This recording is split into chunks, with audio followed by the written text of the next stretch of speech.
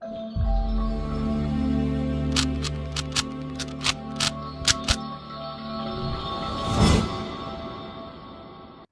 Everyone, this is Shilpi Saxena. Welcome to my channel learning hub. So आज का topic है serialisability के ऊपर। सीरियलाइजेबिलिटी डीबीएस एडवांस डीबीएमएस में बहुत इंपॉर्टेंट टॉपिक है। इसमें बहुत सारे क्वेश्चन गेट में भी आते हैं और बीसीए, एमसीए, बीटेक के एग्जाम्स में भी पूछे जाते हैं। ओके, तो बहुत जल्दी से हम स्टार्ट करेंगे। So schedule is set to be serialized if it is equivalent to serial schedule। Serial क्या होता है? सीरियल शेड्यूल मीन्स एक के बाद एक ट्रांजेक्शन एग्जीक्यूट होना। यूजुअली क्या होता है, मल्टीपल ट्रांजेक्शन्स एग्जीक्यूट होते हैं। ठीक है, मल्टीपल ट्रांजेक्शन कॉन्करेंटली एग्जीक्यूट होते हैं। अगर वो कॉन्करेंटली होने की बजाय एक के बाद एक सीक्वेंशियली एग्जीक्यूट हो, दैट इज सीरियल शेड्यूल। तो हमें यहाँ पे पता लगाना है कि a particular schedule can be converted to serial schedule or not, that is serializability। ठीक है, तो फॉर एग्जाम्पल जैसे मैंने ये दो ट्रांजेक्शन का एग्जाम्पल लिया है, ट्रांजेक्शन 1 एंड ट्रांजेक्शन 2। अब ये जो स्केड्यूल है इसमें आप देख सकते हो कि ये पहला ट्रांजेक्शन ख़त्म हो रहा है, फिर दूसरा ट्रांजेक्शन ख़त्म हो रहा है। तो ये जो हो गया वो सीरियल स्केड्यूल कहलाएगा। क्यों? क्योंकि एक के ख़त्म होने के बाद दूसरा चालू हो रहा है। ऐसा नहीं है कि एक के दो इंस्ट्रक्शन हो गए, फिर दूसरे का पहला हुआ, फिर फर्स्ट में वापस आया, फिर दो इंस्ट्रक्शंस हुए। तो इस तरह से जो होता है वो पैरेलल शेड्यूल होता है, सीरियल नॉन सीरियल शेड्यूल होता है वो। ठीक है, नॉन सीरियल में देखिए, जैसे मैंने एग्जांपल लिया है कि ऐसे स्केड्यूल जे T2 है, तो ऐसे स्केड्यूल जिसमें सपोज कुछ पहले T1 है, ये T1 के एग्जीक्यूट हुए, फिर T2 के हुए, फिर T1 के हुए। तो ये जो नॉन सीरियल है, ठीक है, कॉन्करेंट स्केड्यूल जिसको हम कह सकते हैं, यानी एक साथ मल्टीपल ट्रांजेक्शन एग्जीक्यूट हो रहे हैं, that is non serial schedule. अब सीरियलाइजेबिलिटी क्या होती है? सीरियलाइजेबिलिटी में हम चेक करते हैं क्या एक पर्टिकुलर स्केड्यूल जो कि कॉन्करेंट है, जो कि नॉन सीरियल है, वो सीरियल शेड्यूल में कन्वर्ट हो सकता है या नहीं हो सकता है। सीरियल शेड्यूल में चेंज हम कर सकते हैं कि नहीं कर सकते। वो दो तरीके से चेक होता है। First one is conflict serialisability and second one is view serialisability. पहले हम हमेशा कॉन्फ्लिक्ट सीरियलाइजेबिलिटी देखते हैं। अगर कॉन्फ्लिक्ट सीरियलाइजेबिलिटी फेल्स हो जाती है, मीन्स उसका रिजल्ट हमारा ये आता है कि this particular schedule can not be converted to serial schedule. In that case we will check क्या वो व्यू सीरियलाइजेबल है या नहीं है। ठीक है, तो कॉन्फ्लिक्ट सीरियलाइजेबिलिटी में हम क्या चेक करेंगे? तीन कंडीशन हमको चेक करनी है। तीन कंडीशन, पहली कंडीशन ये है कि अब आप एक एग्जाम्पल लीजिए। चलिए पहले फिर समझेंगे कंडीशंस हम। एक एग्जाम्पल ये है, मीन्स आप एक नोटबुक से पढ़ रहे हैं, वहीं पे आपका एक फ्रेंड आता है, उसमें लिखना चालू करता है, तो कॉन्फ्लिक्ट होगा कि नहीं? आप रीड करने का ट्राई कर रहे हैं, अब वो उसी पेज पे लिख रहा है, तो आपको पढ़ने में प्रॉब्लम होगी, that is conflict. Second example लीजिए कि अगर आप और आपका फ्रेंड दोनों ही एक नोटबुक में राइट कर रहा है, दोनों ही एक नोटबुक से राइट कर रहा है, तो भी कॉन्फ्लिक्ट होगा। आप भी उस पेज पे लिखने की ट्राई कर रहे हो, वो भी एक पेज पे लिखने का ट्राई कर रहा है, तो कॉन्फ्लिक्ट होगा। तीसरी चीज़, अगर दोनों एक ही नोटबुक से रीड कर रहे हैं तो क्या कॉन्फ्लिक्ट होगा? बिल्कुल भी नहीं होगा। दोनों, दो क्या, तीन क्या, चार लोग भी एक नोटबुक से पढ़ सकते हैं। ठीक है, अगर आप, नेक्स्ट कंडीशन है, अगर आप एक नोटबुक में लिख रहे हो और आपका फ्रेंड आके दूसरी नोटबुक में लिख रहा है, तो भी कॉन्फ्लिक्ट नहीं होगा, क्योंकि उसमें कोई प्रॉब्लम नहीं होती है।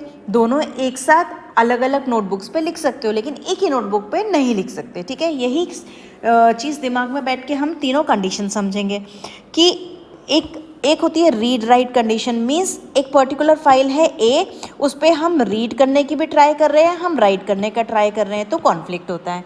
दूसरा कंडीशन है राइट राइट। अगर एक कोई पर्टिकुलर फाइल है, इस पर हम ट्रांजेक्शन 1 भी राइट कर रहा है, ट्रांजेक्शन 2 भी राइट कर रहा है, तो वो कॉन्फ्लिक्ट होगा। ठीक है, अब एक फाइल है ए, एक फाइल है बी, इस पर अगर राइट हो रहा है, इस पर भी राइट हो रहा है, दोनों अलग अलग चीज़ें हैं, इसलिए कोई फ़र्क नहीं पड़ता। ठीक है, तो ये कंडीशंस दिमाग में बैठनी है। अब हम कैसे फाइंड आउट करेंगे कि वो कॉन्फ्लिक्ट सीरियलाइजेबल है या नहीं है? ठीक है, उससे पहले हम देखेंगे कि कोई भी सीरियल अगर हमें देखने में पता चलता है कि वो नॉन कॉन्फ्लिक्ट है या नहीं। अब एक रीड कर रहा है, ये भी रीड कर रहा है, ये भी रीड कर रहा है, ये, तो क्या है, चाहे वो रीडिंग में कभी भी कॉन्फ्लिक्ट नहीं आता है, तो वो नॉन कॉन्फ्लिक्ट है। दूसरा, एक रीड कर रहा है एक राइट कर रहा है, इट मीन्स कॉन्फ्लिक्ट है। ये ए है ये भी ए है, तो वो कॉन्फ्लिक्ट सीरियलाइजेबल है। ठीक है, कॉन्फ्लिक्ट हो रहा है। इसको अगर मैं पहले ये कर रही होती राइट फिर रीड कर रही होती तो भी कॉन्फ्लिक्ट होता ही है। अगर हम चाहें चेंज करें तो भी कॉन्फ्लिक्ट होगा, क्योंकि एक रीड हो रहा है एक राइट हो रहा है। ठीक है, कॉन्फ्लिक्ट। नाउ अब एग्जाम्पल हम कैसे देखेंगे, जस्ट अब देखो कैसे हमें पता करना है कि वो कॉन्फ्लिक्ट सीरियलाइजेबल है या नहीं है। ठीक है, अब जो स्केड्यूल ये हमें दिया हुआ है, अब we need to check whether it is conflict serializable और नॉट। ये बहुत इंपॉर्टेंट क्वेश्चन है, गेट में भी बहुत ज़्यादा आता है इस टाइप का क्वेश्चन। ठीक है, अब ये 3 ट्रांजेक्शन्स दिए हुए हैं, हमने पहले 3 सर्कल्स ड्रॉ कर लें। चलो इसको मैंने ऑलरेडी बना रखा है, इसको हम इग्नोर करेंगे। एक T1, एक T2, T1 then T2 and then T3। ठीक है, जो इसके बाद हम ये जो ग्राफ होता है this is known as precedence graph. इस ग्राफ को ड्रॉ करके हम पता लगा सकते हैं दैट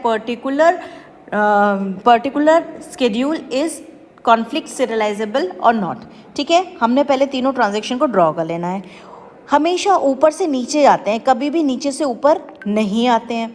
ऊपर से नीचे आने में सबसे पहले ट्रांजेक्शन 1 से हमने रीड किया, ट्रांजेक्शन 1 में क्या हो रहा है, रीड हो रहा है। अब हम क्या करेंगे, इस पर्टिकुलर ट्रांजेक्शन में चेक करने की कोई ज़रूरत नहीं है, बाकी 2 ट्रांजेक्शन में देखेंगे क्या राइट तो नहीं है। पहले हम ट्रांजेक्शन T2 में देख रहे हैं क्या राइट ऑफ ए है, write of A write of A write of A नहीं है, write of A write of A write of A नहीं है, कोई कॉन्फ्लिक्ट नहीं हुआ। अगला इंस्ट्रक्शन क्या गया, रीड ऑफ बी। अब रीड ऑफ बी का कॉन्फ्लिक्ट क्या होता है, राइट ऑफ बी। T3 में हम वर्क कर रहे हैं तो T3 चेक करने की ज़रूरत नहीं है, T2 में चेक करेंगे राइट ऑफ बी है नहीं है, T1 में चेक करेंगे राइट ऑफ बी है, हाँ जी है। T3 से देखो T3 से T1 में गया है, यानी T3 से T1 में गया है, तो हम एरो ड्रॉ करेंगे from T3 to T1। I hope this concept is clear. अब आए हम रीड ऑफ ए पे। रीड ऑफ ए का कॉन्फ्लिक्ट होता है write of A. Write of A check करेंगे हम, राइट ऑफ ए कहीं पर है, इसमें भी नहीं है और इसमें भी नहीं है, कोई प्रॉब्लम नहीं। नेक्स्ट है रीड ऑफ बी, इसका कॉन्फ्लिक्ट क्या होगा, राइट ऑफ बी, जो कि T1 में भी है और T3 में भी है, तो T2 से T3 में भी गया और T1 में भी गया। ठीक है, अब आया read of C. Read of C, read of C का कॉन्फ्लिक्ट क्या है, राइट ऑफ सी, जो कि इसी में है, कोई बात नहीं, इसमें भी है। T2 से T1, T2 से T1 ऑलरेडी हमने ड्रॉ कर रखा था, तो दोबारा ड्रॉ करने की कोई ज़रूरत नहीं है। अब आया आपका write of B. Write of B का कॉन्फ्लिक्ट क्या होता है, read of B and write of B. Read of B, write of B भी है यहाँ पे, रीड ऑफ बी नहीं है, राइट ऑफ बी T1 में है, यानी T3 से T1। T3 से T1 ऑलरेडी ड्रॉ किया है, तो दोबारा ड्रॉ करने की ज़रूरत नहीं है। Next one is write of C. Write of C का कॉन्फ्लिक्ट क्या है, read of C, again T2 to T1, जो कि हम ऑलरेडी ड्रॉ कर चुके हैं। बस दिस, अब इसमें तो चेक करने की ज़रूरत नहीं है क्योंकि वो ट्रांजेक्शन 1 के ही पार्ट हैं। तो अब हमारा प्रेसिडेंस ग्राफ ड्रॉ हो गया है। Now we will check in degree. In degree क्या होती है कि कितने एरो उसकी तरफ पॉइंट कर रहे हैं। वो क्यों यूज़ होती है, ताकि हमको पता चले कि sequence of execution of transactions क्या रहेगा। अब इस केस में आप ये देखिए कि क्योंकि यहाँ पे कहीं पे भी साइकिल नहीं है, यानी कि जैसे T3 से T1 गया है, T1 से T3 ऐसे नहीं गया है, तो ये अगर ऐसा होता है तो वो साइकिल कहलाती है। ठीक है, अगर साइकिल नहीं है it means it is conflict serialisable. Conflict serialisable है मीन्स वो एक सीरियल स्केड्यूल में कन्वर्ट हो सकता है। ठीक है, अभी मैं आपको स्टेटमेंट बताऊंगी कि हमें स्टेटमेंट इसका आंसर कैसे लिखना है। पहले आप प्रेसिडेंस ग्राफ ड्रॉ करोगे, फिर इन डिग्री देखोगे। अब T2 की तरफ कितने पॉइंट कर रहे हैं, एक भी नहीं। T1 की तरफ कितने पॉइंट कर रहे हैं, 2। T3 की तरफ कितने पॉइंट कर रहे हैं, 1। तो T2 की इन डिग्री हो गई 0, T3 की इन डिग्री हो गई 1 एंड T1 की इन डिग्री हो गई 2।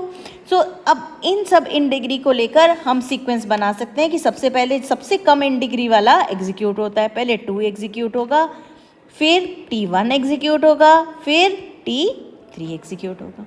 तो इस तरह से हमें उसका ग्राफ ड्रॉ करके बताना है कि the sequence of execution of transactions will be this.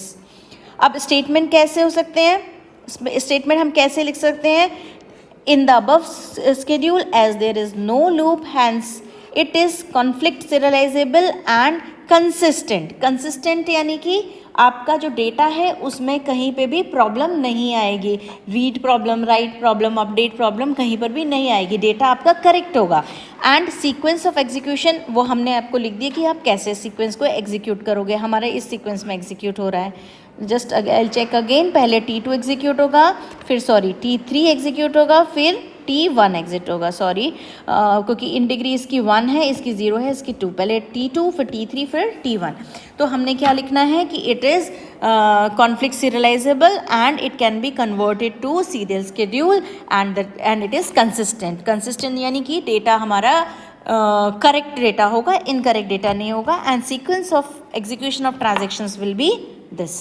तो this is an example of conflict serializable. Next video में हम थोड़े से और एग्जाम्पल डिस्कस करेंगे ताकि ये कंसेप्ट आपको क्लियर हो जाए। If you like this video please like and subscribe, hit the bell icon. Thank you and have a nice day ahead.